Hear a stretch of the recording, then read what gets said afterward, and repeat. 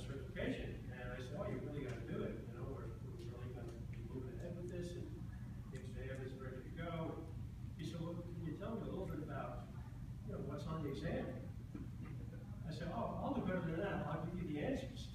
I don't remember the order, but the answers are false, false, B, B, C, D, true, true, false. Wait a minute, he said, let me get a pencil, let me get a pencil. No. I said, it wasn't, did you really think I was going to get the answer to this example?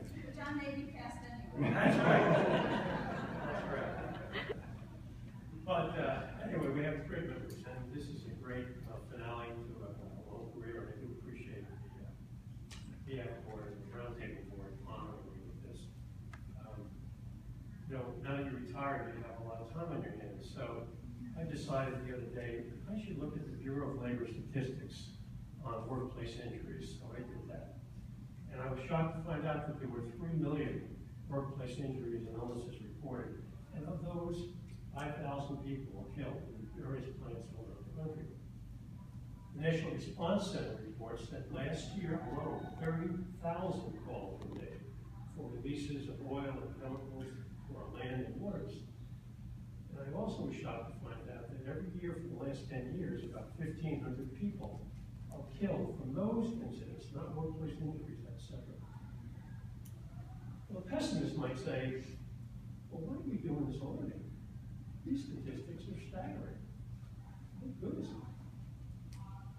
The optimist would say, just think of how much worse it would have been if you weren't doing your jobs.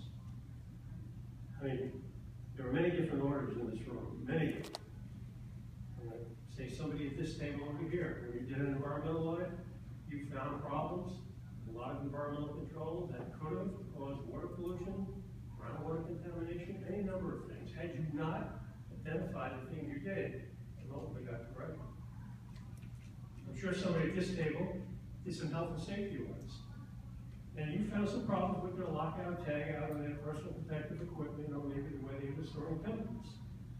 You probably prevented somebody from losing a finger or a hand on a drill press, or somebody losing an eye, grinding and metal shavings, and maybe somebody might have been exposed to a carcinogenic chemical because you found some problems with the way they were stored. Our process safety auditors, you found some problems with their process hazard analysis, and maybe their accident prevention plan that prevented lots of releases of possibly chlorine or other highly hazardous materials to the local environment, causing tremendous health impact in the community. You know, we talk a lot about the initial responders and emergency response personnel, fire and rescue personnel who respond to these things, and we call them heroes, and they are. But I want to acknowledge another group of heroes that also deserve recognition, and that's why we're here. Because think of how many of those accidents and illnesses and fatalities were prevented because you did your job with true professional care. The problem here, and the dilemma is, we can't link the good work that you did on that audit with the fact that something didn't happen a week, a month, or a year later. I know it did. I absolutely know it did. Every one of you in this room should be very proud of what you do. The problem is, I have to anoint you anonymous heroes, because we don't know when you did it, we don't know where you did it, but you did it. I was wondering how many audits we conducted, and I thought it was what a stupid exercise this is. And then I got to thought, let me take a sample. Let's just take the Fortune 500. Let's just say each of those companies did 10 audits a year. For the last 10 years, that's 50,000 audits have been conducted.